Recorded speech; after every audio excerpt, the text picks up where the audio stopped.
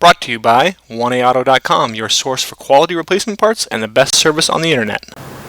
Hi, I'm Mike from 1AAuto. I hope this how-to video helps you out. And next time you need parts for your vehicle, think of 1AAuto.com. Thanks. In this video, we're going to show you how to replace a caliper on our Nissan Frontier here. The brakes weren't working too well, and it was pulling a little bit to the left, so we suspected we might have a problem with the brakes on the right-hand side. So we took it apart and took a look, and we're going to show you what we found.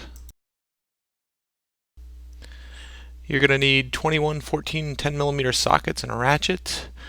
You'll need a large screw clamp or large C-clamp, a flat blade screwdriver, jack and jack stands, and brake fluid.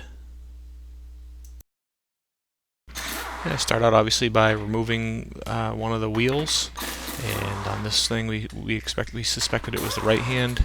If you don't have the benefit of air tools, loosen the lug nuts with the vehicle on the ground, then raise and secure the vehicle and remove the lug nuts, wheel and tire the rest of the way.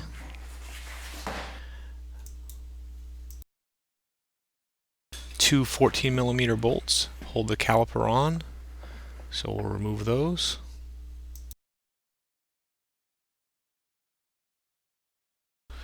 We'll use a large screwdriver to pry on the rotor, which you pry out on the caliper.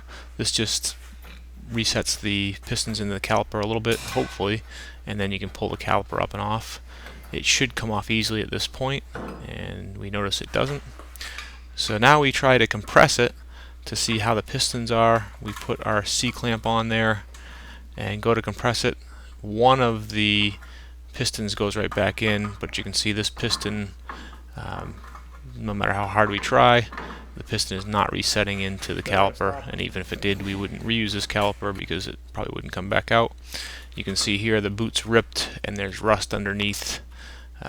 This piston is frozen up. What's the difference?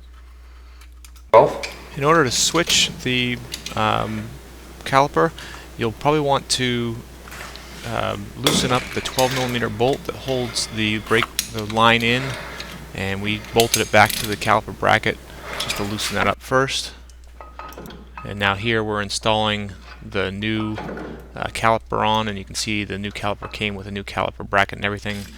The caliper bracket is held on by two 22 millimeter bolts, and we'll just fast forward as we tighten up that new caliper. You want to tighten the caliper bolts to about 25 foot-pounds.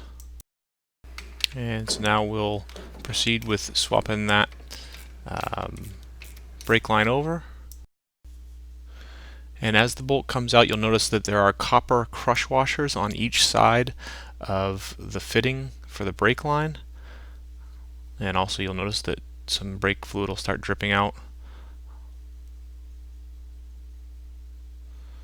Okay, so pull the fitting down, take the old washers off.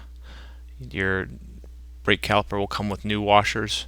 Put one washer onto the bolt, then put the bolt through the fitting, another washer on the other side, and then start the bolt into the new caliper.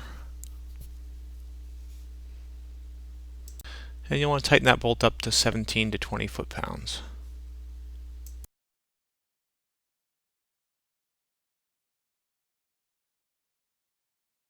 And just crack the cap on your brake fluid reservoir. And now we're going to loosen the bleeder on the caliper. Now you can just wait until the fluid flows down just through gravity. And there's a good preliminary way to bleed it. And then after the gravity bleeding, what you'll want to do is have somebody in the car and have the fitting on tight. Tell them to hit the brakes, loosen the fitting, let the fluid and air come out, then tighten it, have them let off when you have it tight, then tell them to push the brakes, loosen the fitting, make sure all fluid comes out, tell them, then tighten the fitting, tell them to let off, and then repeat one more time.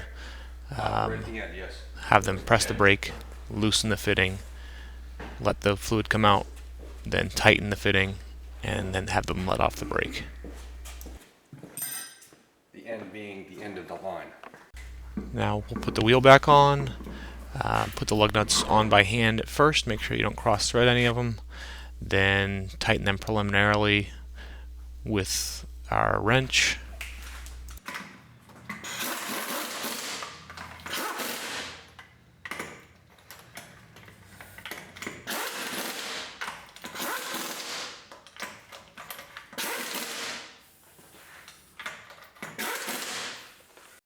Now torque the lug nuts to 100 foot-pounds using a crossing pattern.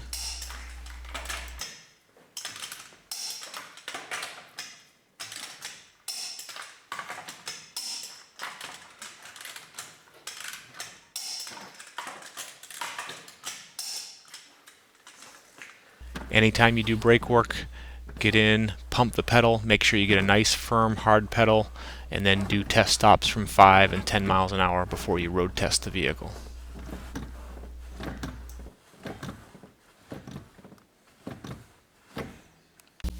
We hope this helps you out. Brought to you by www.oneauto.com, your source for quality replacement parts and the best service on the internet. Please feel free to call us toll-free 888-844-3393. We're the company that's here for you on the internet and in person.